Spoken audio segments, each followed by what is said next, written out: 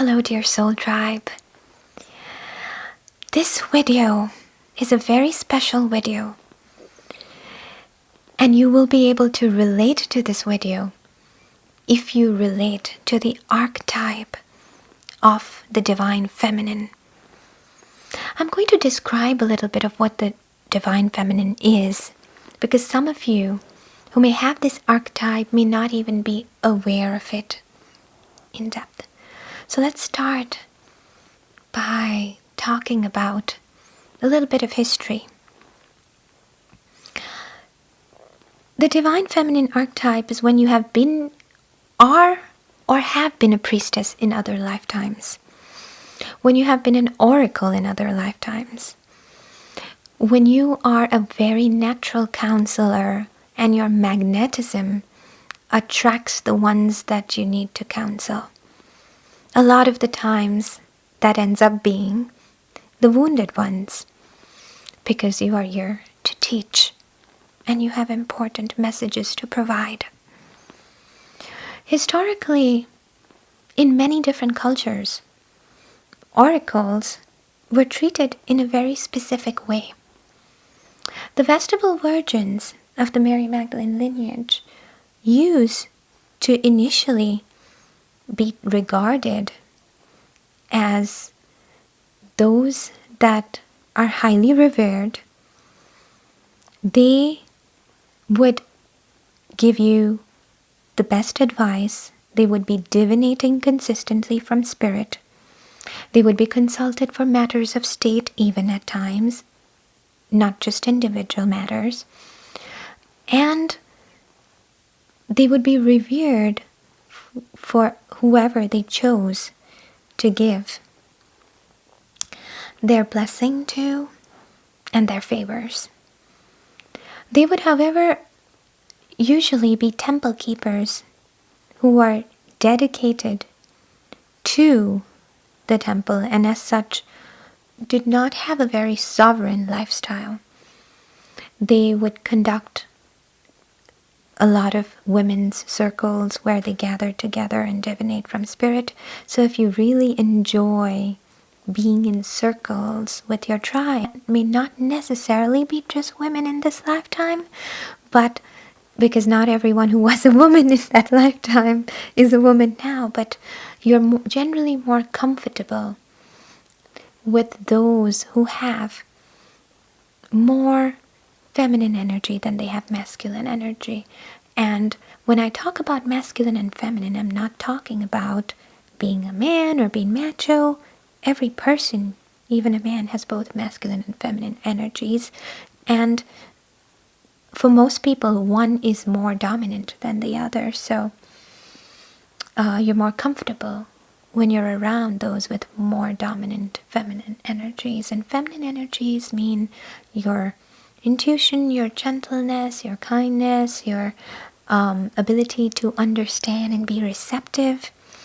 And the masculine is when you're in your practical left brain and you are in a go mode and you are in your warrior mode, or you enjoy competition and so on and so forth. And both have their own advantage and both are required for a good balance. So, historically, what had happened with the Divine Feminine was the fact that over a period of time, they started getting treated in a very degraded manner for multiple reasons. The Divine Feminine temples would usually have warriors that shielded and protected it.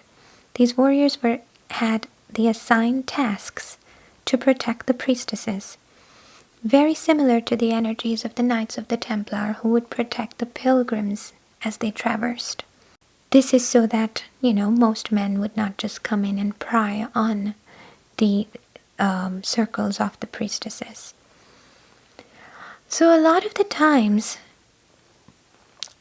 the priestesses would develop very strong relationships with these warrior archetypes since they were their protectors. There came a time when this protection started being misused. The other issue that also started happening was some oracles started being drugged in order for better divination. And a lot of the times they were taken advantage of when they were drugged. There would also be times when the priestess develops a relationship with their protector.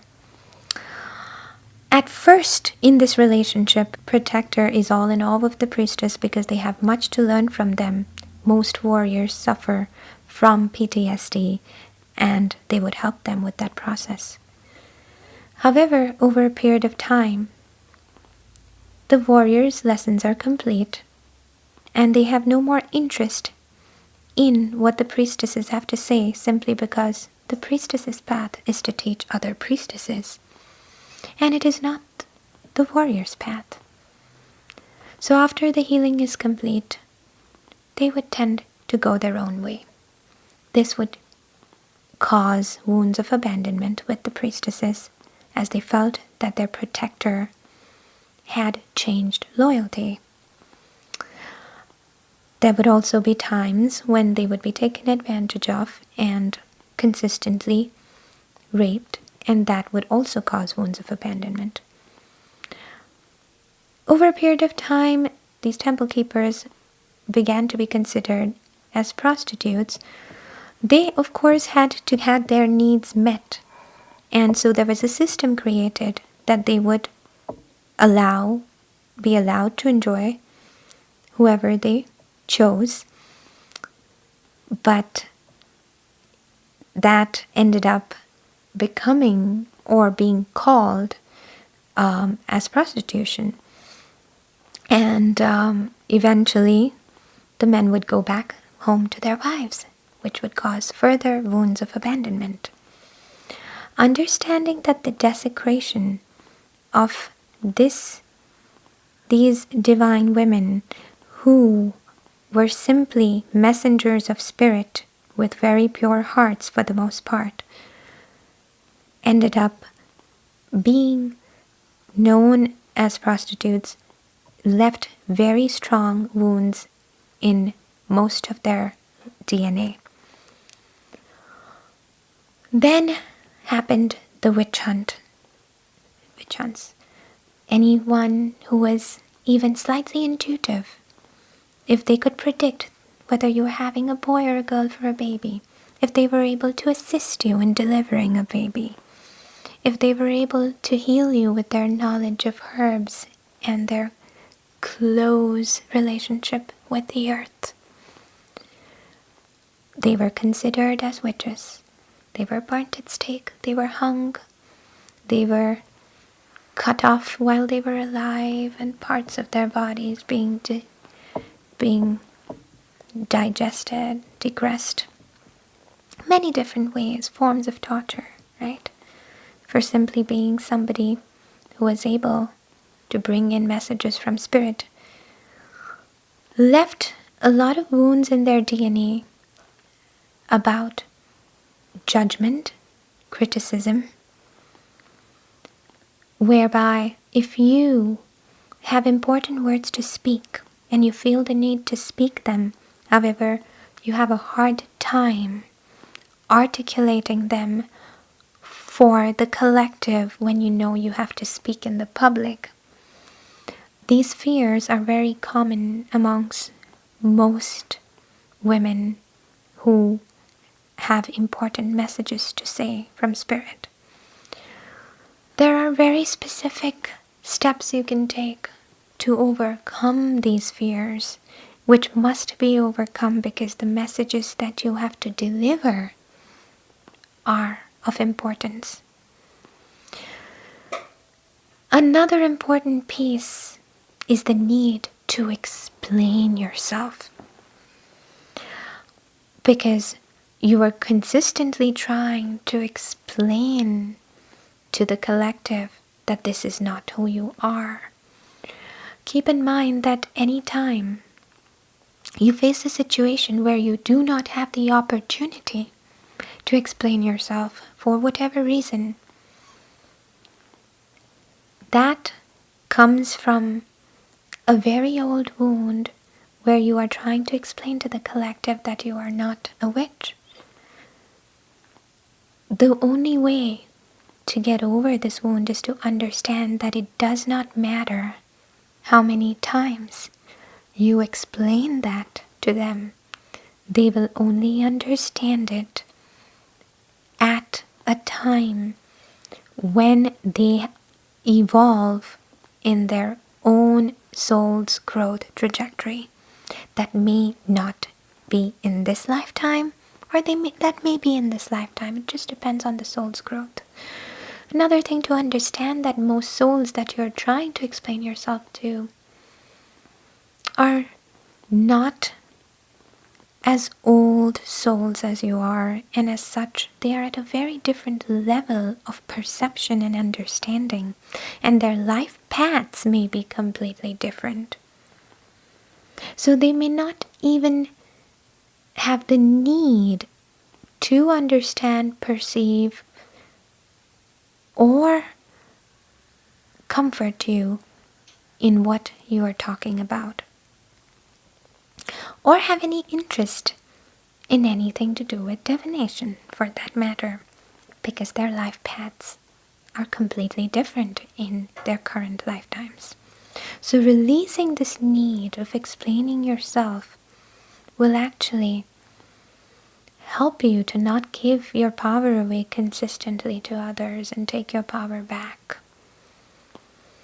In terms of judgment and how to get over the fear of speaking in public, well, one thing I can tell you out of experience is practice makes perfect. When you practice and practice and practice consistently, simply showing up and allowing Spirit, the words, to speak through you, and understanding that it is always Spirit that speaks through you once you give them your conduit, and it is not you who is talking, will allow you to express yourself, or let Spirit express through you. Also understanding that the words that you say are going to make an impact on so many, and that they absolutely need to hear them, is another thing that will give you the courage to express yourself. Also understanding that even as you are expressing yourself, there will be judgment by those who do not relate to the topic you are talking about, which is okay, because not everybody is your audience. Everyone has an audience, and that just may not be your audience, and that is also okay. But your messages will reach whoever they are meant to reach, and they will get the solace, the comfort, and the benefit of those messages at the exact time when they need to hear it. When you understand these aspects, of course, preparation helps too. So, write down your thoughts when the channeling comes through. Write it down, perfect it, and then read it. This will also help the flow of the messages coming through. And as you follow these steps, you will be able to once again speak the truth of Spirit and bring it back to the world, and perform your mission as an oracle once again. In terms of the abandonment that you may have felt across multiple lifetimes, these wounds make a lot of the divine feminine feel like they are more needy or high maintenance. Forgive yourself for feeling that way. That is the first step. Understand that you may be processing wounds from multiple lifetimes that others may not have had, and that is why they may not be behaving in the same way that you do. However, do start processing them and start working on releasing them. If you associate with this archetype, I have created an entire detailed video on how to process abandonment. I hope that this helps you understand who you are, where your wounds come from, how to work through those wounds, and if you need assistance, I will help you follow the Priestess Path. When a priestess comes into their full power and enjoys conducting sacred ceremony and does their work as an oracle, there are so many beautiful things that follow. A very important piece and channeling that came through, and this channeling is verbatim, directly from Archangel Michael. The divine feminine does not need protectors of the flesh. They are simply used to it out of habit.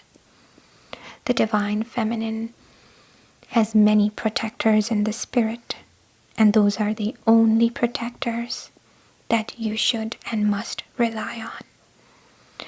Do not keep looking for the one who will come to protect and save you, for you are powerful and resourceful and independent, and you have always been that way. Shine on, divine feminine. Love and light and blessings to you.